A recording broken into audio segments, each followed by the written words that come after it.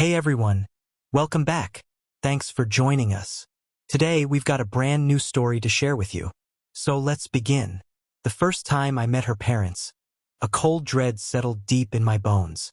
It wasn't a look of polite curiosity or even mild reservation. It was outright dismissal, plain as day in the tight set of their jaws and the way their eyes flickered over me like I was a particularly unpleasant insect. That first dinner, the one they'd stiffly invited us to, still makes my stomach clench just thinking about it. Caroline, ever the optimist, had tried to smooth things over beforehand. "They just have high standards, honey," she'd said, squeezing my hand. But walking into their house felt like crossing an invisible line. Suddenly, I was an outsider, judged and found wanting before I'd even opened my mouth. They were civil, sure. Their smiles stretched thin and tight, their words chosen with a precision that felt more like a weapon than a courtesy. You know that kind of politeness? The kind that cuts you down to size with a well-placed joke or a seemingly innocent question. All while their eyes meet across the table in a silent, knowing exchange whenever I mentioned my work in sales. Back then, I was grinding it out in sales, chasing targets and dreaming of something more substantial. Caroline, well, she moved in different circles, financially speaking. Her folks owned a real estate empire, the kind of success that meant European vacations were a given, their parties were legendary, and the word bill probably rarely crossed their minds. My own background was a world away. My dad was a high school football coach, a man of quiet integrity and hard work. My mom managed the local coffee shop, always with a warm smile and a kind word for everyone. We weren't poor, not by any stretch, but everything we had was earned through honest sweat. A far cry from the inherited comfort that surrounded Caroline. But Caroline? She didn't see any of that. She loved me for who I was, for the sometimes crazy ideas that bounced around in my head, for the way I made her laugh. Money, status, that stuff just didn't register with her. Her parents, though, they had a different scorecard. That night, I could practically feel their invisible measuring tape, their silent calculations, as if they were trying to figure out just how much of a burden I was going to be on their precious daughter. I still cringe remembering her father's offhand comment about how relaxing it must be to work in a field without any real pressure. And her mother's smile, plastered on like it was held in place with pins. Every time she looked at me felt like an act of supreme endurance, something she was forcing herself to do purely for Caroline's sake. We'd been together for over a year by then, Caroline and I, and the easy rhythm of our relationship had started to feel like something real, something lasting. We talked about the future, the comfortable clutter of married life, the chaos and joy of kids, even the half-baked business plans I'd sketch out late at night. She knew my burning ambition to build something of my own, and her faith in me was unwavering.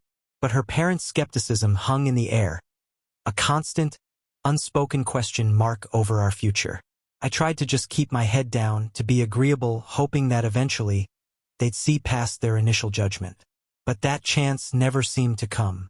Every family get-together, every holiday meal felt like a subtle reminder that I was the odd one out, the one who didn't quite fit.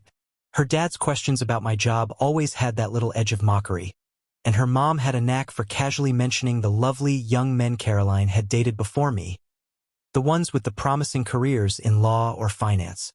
Despite their constant disapproval, Caroline was my rock, her belief a steady hand in mine. I knew what we had was special, something worth fighting for, and I wasn't about to let her parents' narrow views tear it apart. But those first few years were a slog.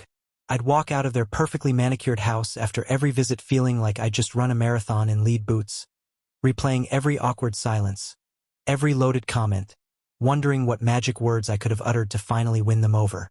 Then, one Tuesday morning, out of the blue, Caroline's dad called and asked me to meet him for coffee. A tiny spark of hope flickered within me. Maybe, just maybe, this was the turning point. Couldn't have been more wrong. The moment Caroline's dad slid that thick stack of papers across the gleaming surface of his desk, the words prenuptial agreement, hitting me like a physical blow. It wasn't an invitation for coffee. It was an ambush. We were in his corner office, the city sprawling beneath us like a cold, indifferent map.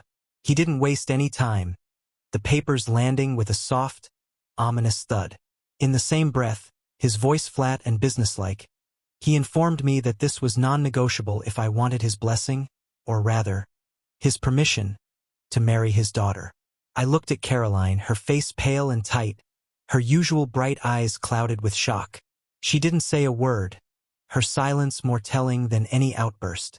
The whole thing felt calculated, like a scene he'd meticulously planned to remind me of my place in their world.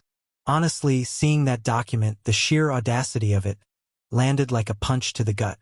It wasn't the idea of a prenup itself that stung, not really. I understood, in a detached way, why some people chose that route. But this wasn't about protecting Caroline. It was about protecting their assets from me, the perceived gold digger. He wanted to make damn sure that if things went south, I'd walk away with nothing. But it went even further than that. There were clauses, cold and clinical, stating that if we ever divorced, I'd be on the hook to pay back every single penny they'd ever given us, right down to the last cent. The weight of his words pressed down on me, each sentence feeling more insulting than the last. Caroline and I had always seen our future as a partnership, a shared journey. When I was in the shaky early days of trying to get my business off the ground, she was my biggest cheerleader, supporting me emotionally and, when things were really tight financially, without a second thought. I didn't want her money. I wanted her belief, her unwavering support. And she gave it freely, never once making me feel like I was less of a man for it. But her parents? They saw every dollar she spent with me as an investment in my supposed leech-like existence. Even though she never once complained or acted like I was taking advantage of her generosity. Her father droned on, explaining the terms with a dismissive wave of his hand, acting like it was no big deal, just a standard procedure. He talked about protecting his daughter's future, but the way he said it made it crystal clear. I was the threat to that future. In his eyes, I was just the guy without the pedigree, without the trust fund, the one who would never be able to give Caroline the kind of life they thought she deserved. Signing that paper felt like I was admitting to their narrative, like I was agreeing that I would never be anything more than what they saw in me that day. I watched Caroline's face as he flipped through the pages, her expression a painful mix of hurt and anger, the tension radiating off her in waves. She was caught in the middle, torn between her love for me and her lifelong conditioning to please her parents. We'd both seen their disapproval, felt their judgment, time and time again. And now, here it was, in black and white, a legal document stating I was worth nothing and would owe them everything if our marriage failed. I remember the almost imperceptible tightening of my jaw as I read each line, fighting back the urge to tell him exactly where he could stick that prenup. When he finally finished his condescending explanation, he just sat there, his gaze unwavering, waiting for me to sign on the dotted line. I didn't want to give him that satisfaction, but I looked at Caroline, her eyes pleading with a silent desperation, and I knew this was bigger than my bruised ego. With a deep breath that felt heavy in my chest, I picked up the pen and signed every single page, his smug little smile a silent victory dance. As soon as the last page was done, he snatched the papers back, a triumphant gleam in his eyes. Something shifted inside me that day, a quiet hardening of resolve. I made a promise to myself right there in that sterile office. Their money, their disdain would not define our marriage or the limits of my potential. They thought they were protecting Caroline from me, but they had absolutely no idea who I was or what I was truly capable of. Signing that prenup wasn't an act of surrender. It was fuel. I threw myself into my business with a ferocity I hadn't known I possessed. My sales job had become a means to an end, a way to fund my real passion, electronics. I wanted to build a brand that was innovative, that pushed boundaries, that didn't just follow the trends but set them. Caroline was my unwavering champion from day one. Even during those terrifying months when income was practically non-existent, she stood by me, her belief unshaken. She covered our bills, chipped in with some of the initial investments, and constantly reminded me that all the late nights and sacrifices would eventually pay off. And slowly, painstakingly, they did. In the beginning, I was a one-man show, juggling everything from marketing to customer service to product development. Every day brought a fresh wave of challenges, and there were plenty of nights I lay awake, staring at the ceiling, wondering if I'd made a catastrophic mistake. But then, a few of my designs started to gain traction. A couple of influential people on social media mentioned my products, and suddenly, almost overnight, sales started to climb. Orders began flooding in faster than I could fulfill them. I was working insane hours, often pulling all-nighters fueled by lukewarm coffee and sheer determination, but I was finally seeing tangible results. Caroline's parents, of course, remained completely oblivious to the quiet revolution happening in our tiny apartment. They probably pictured me as some layabout while Caroline went to her well-paying job and kept us afloat. They had no clue about the endless nights I spent hunched over my workbench, tweaking designs, testing prototypes, and chasing down technical glitches. All they saw was the initial lack of significant income, and that was enough for them to write me off as lazy and unambitious. But that was fine. Their opinion had become background noise. I wasn't doing this for their approval. I was doing it for us, for the future Caroline and I were building, brick by painstaking brick. By the time I hit 30, the business had finally turned a corner. Orders were steady, and the profits were more than enough to cover our expenses, with a comfortable margin to spare. We no longer needed Caroline's parents' money, a fact that brought me a quiet, deep satisfaction.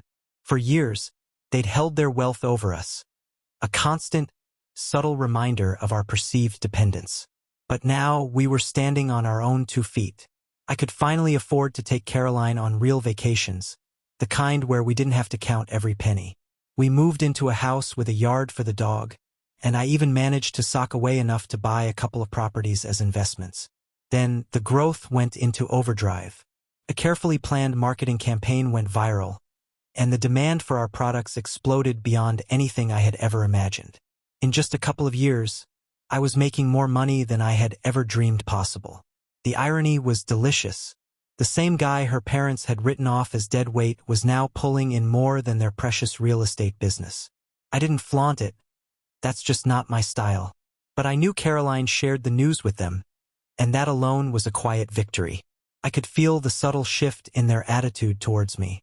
Suddenly, her dad started asking about my career with genuine curiosity, even trying to talk shop about investments and market trends when we saw them, acting like I'd suddenly been invited to some exclusive club. Her mom, who used to barely acknowledge my existence, now had endless questions about the business and our future plans. It was almost comical watching them pretend they hadn't spent years looking down their noses at me. But I played along, answering their questions politely, fully aware that deep down, they probably still saw me as nothing more than a lucky opportunist. That's why, when they finally brought up the subject of reconsidering the prenup, I almost choked on my drink. Now that my assets dwarfed theirs, they wanted it gone. But I had absolutely no intention of just erasing the very document they had so forcefully shoved in my face, especially after the way they had treated me in the process. They waited until after dinner, after our little boy had been tucked into bed, to broach the subject. Caroline and I had no idea what was coming, but as soon as her parents asked us to sit down in the living room, a familiar knot of unease tightened in my stomach.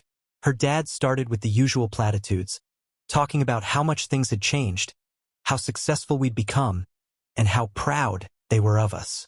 I sat there, trying not to roll my eyes, sensing the inevitable, but hanging in the air. Then, right on cue, he announced that they'd been thinking, and they now felt it was time to revisit the prenuptial agreement.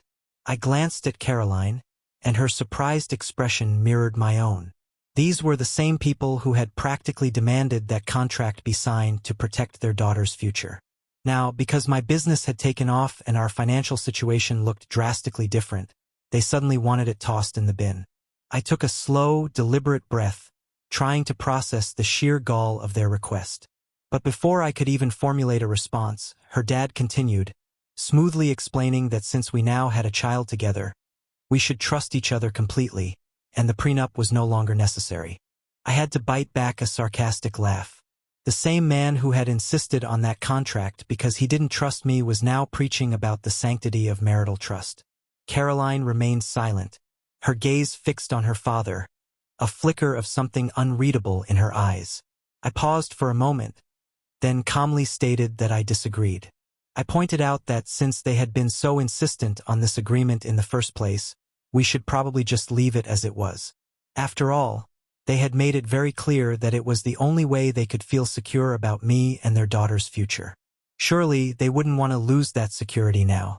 Her mother looked genuinely aghast, like I'd just sprouted a second head.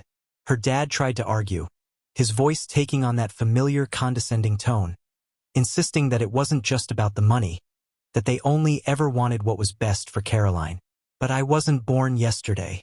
I knew this had nothing to do with their sudden concern for her well-being. They simply couldn't stomach the idea that I now had more than they did. I stood my ground, and the conversation quickly escalated into a full-blown argument. They accused me of being ungrateful, of conveniently forgetting all the times they had helped us out. They dragged up every single dollar they had ever contributed, making it sound like I owed them my entire success. But I reminded them that their past generosity had never come from a place of genuine support or belief in my vision. That money had always been for Caroline, not for me. I would have found a way to make it work with or without their handouts, and deep down they knew that. Then things got ugly. Her dad stood up, his face red with fury, declaring that he'd had enough of my arrogance. He even threw down the gauntlet, telling Caroline she needed to make a choice. Me or them. It was like he thought he could still bully me into submission. But I was done trying to win their approval. I just looked at Caroline, who had been silently watching the whole thing unfold. Her expression a mixture of sadness and a steely resolve I hadn't seen before. And that's when she finally spoke, her voice clear and unwavering. She looked straight at her parents and said, "I'm choosing my family, our family." She told them, calmly but firmly, that we didn't need their money or their interference anymore, and if they couldn't respect our decisions, then they were the ones who would be left out in the cold. I saw the shock register on their faces, a mixture of disbelief and wounded pride. They hadn't expected her to stand up to them like that. They stormed out in a huff, their parting words a bitter prediction that we would come to regret our decision. But for the first time in years, I felt a genuine sense of peace. This wasn't about contracts or finances anymore. It was about finally drawing a line in the sand. A few weeks after that blow-up, an uneasy truce seemed to settle over our lives, or so I initially thought. Caroline's parents had stopped reaching out to me directly, which was a huge relief. But then, Caroline showed me a string of messages that sent a fresh wave of anger and disbelief crashing over me. Her parents were relentlessly messaging her, trying to poison her mind against me, even subtly suggesting she consider divorce. The messages were insidious, filled with veiled threats and guilt trips, phrases like, "You need to think about your future, darling," and "We're only looking out for you and little Timmy." They were trying to plant seeds of doubt, hinting that I was somehow manipulating her or taking advantage of her loyalty. They even tried to exploit her deep love for our son, claiming she needed to protect him from potential financial instability, completely ignoring the fact that I was, by then, the one providing for our family. It was painfully obvious that they couldn't handle the fact that I had achieved success on my own terms, without their permission or assistance. Their constant barrage of negativity put an incredible strain on Caroline. She was constantly caught in the middle, trying to defend me while simultaneously trying to keep the peace with her parents. But to her immense credit, she never let their manipulation take root. She was always upfront with me, showing me every message, every guilt-ridden phone call, so I knew exactly what was happening behind the scenes. We both desperately wanted to maintain some semblance of civility, mainly for our son's sake, but her parents were making it damn near impossible. Then, one ordinary morning, things took a turn for the truly unbelievable. There was a sharp, insistent knock on our door, and when I opened it, two people stood there holding official-looking badges. Child Protective Services. One of them stated, their tone serious.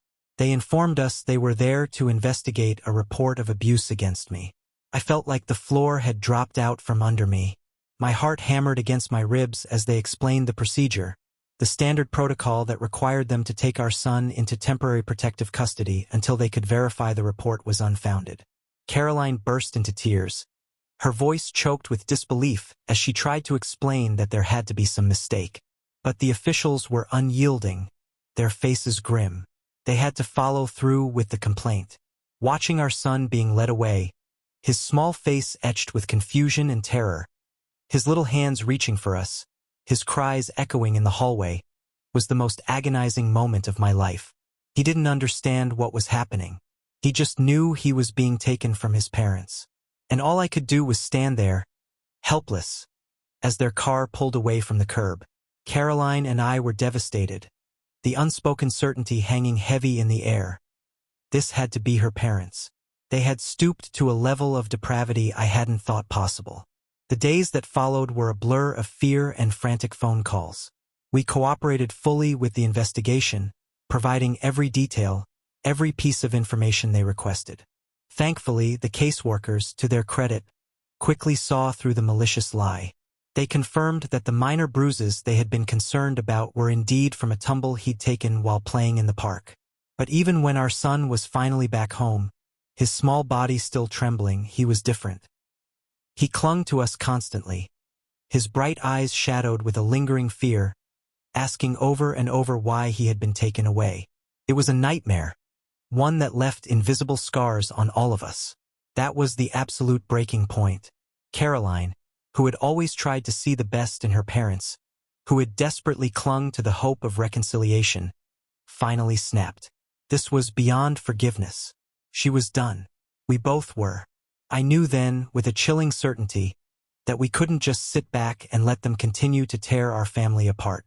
They had attacked us in the most vile way imaginable, using our innocent child as a pawn in their sick, twisted game. I called our lawyer that same day, my voice shaking with a mixture of rage and determination.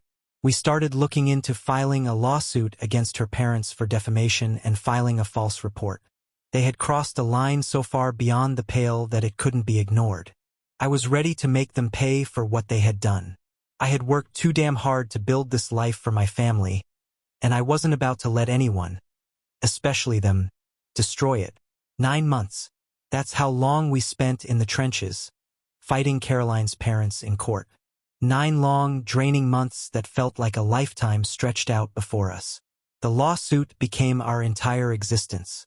We were constantly digging up documents, piecing together a timeline of their lies and manipulations, every attempt they had made to sabotage our marriage and turn Caroline against me. It was brutal, especially for Caroline, who had once placed her parents on a pedestal. But after what they had done, after so callously weaponizing our own child, she knew there was no going back. She was as committed to seeing this through as I was. The courtroom days were the worst kind of torture.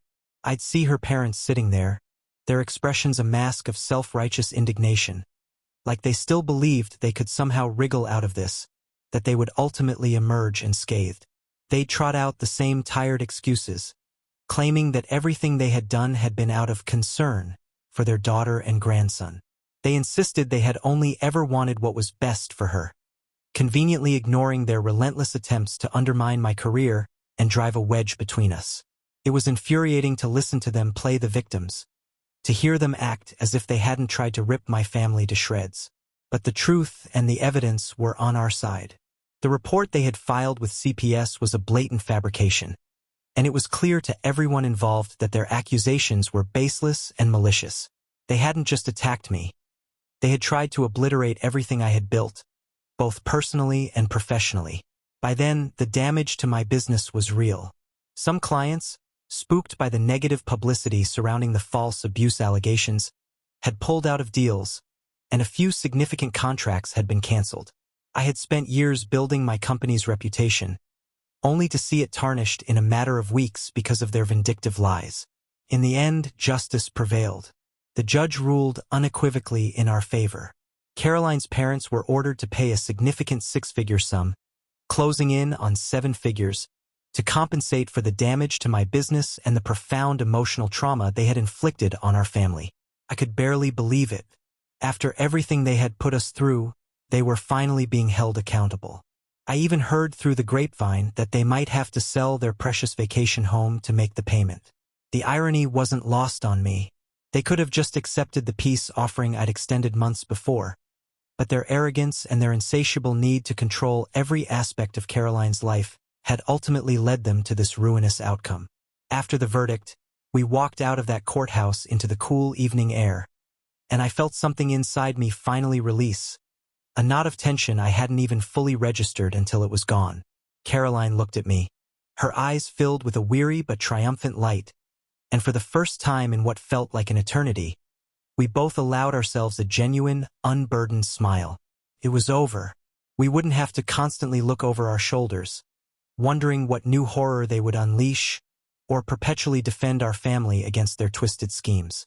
As for my business, the road to recovery has been tough, but it's happening. My loyal clients, the ones who truly believed in me, stuck by my side, and slowly but surely, new clients have come on board, reassured by the legal outcome. For that, I am deeply grateful. Caroline and I can finally breathe again, our focus now solely on our son and on rebuilding the trust that her parents had so callously tried to destroy. Our little boy is healing too. We've been taking him to therapy to help him process everything he went through, and while it's been a slow and sometimes painful process, he's showing incredible resilience. He's young, and I have every hope that he will eventually move past this. I'm just so damn glad to have him home, where he belongs, surrounded by parents who love him fiercely and who will protect him with every fiber of our being, no matter what. Looking back at everything we endured, it feels surreal, like a dark, twisted chapter in our lives. All because her parents couldn't let go of their own egos and their outdated notions of what Caroline's life should look like. But Caroline and I were stronger than ever, our bond forged in the fires of adversity. And as for her parents, they are finally, unequivocally, out of our lives for good. We are free to build the life we want on our own terms without their poisonous interference, and that freedom is worth more than all the money in the world. Thanks for watching. If you enjoyed this video, don't forget to like, comment, and subscribe for more stories like this. See you next time.